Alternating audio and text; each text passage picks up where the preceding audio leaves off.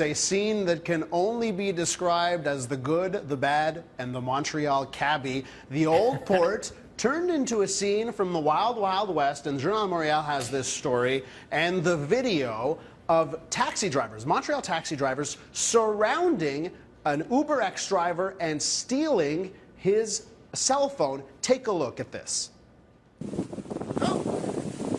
I have the weapon. C'est déjà l'arme que vous utilisez pour effectuer le transport illégal. Vous pouvez courir, mais vous ne pouvez pas cacher. Hey, boy. You can run, but you can't hide. The message from the taxi drivers there. You can see them surround the vehicle, and one goes in on the other side and swipes the man's smartphone. So they then deliver theft. a paper. That's theft right there. And then they deliver the Uber driver a paper that says that the governor of Quebec must act to make his transport illegal. The governor of Quebec? Yeah, that's what it's written in like old style, Western style. So yeah. I just thought here for a second, one of these taxi drivers with the cowboy hats was in the Uber car, so presumably he may have called Uber. This could have been a to get him there. Who knows how they did it? Here are the taxi drivers again. A great photo from Journal de Montréal with three of the taxi drivers also showing just how they delivered that little statement there about the illegal activities. So just a crazy sight. Of course, we've seen these protests throughout the whole year.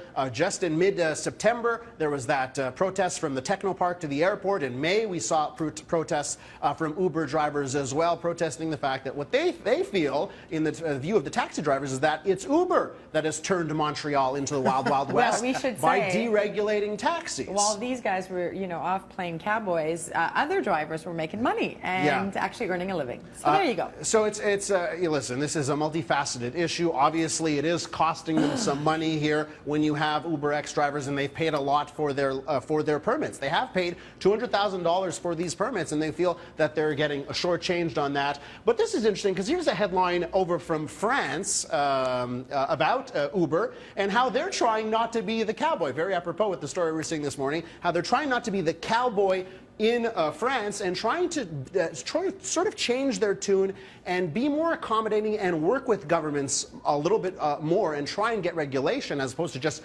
going into a market. We'll see if that approach comes to Canada. Uber has not responded yet to our request for comment, and Montreal's taxi bureau says that they do not condone this kind of action. They do not want their drivers taking the law into their own hands.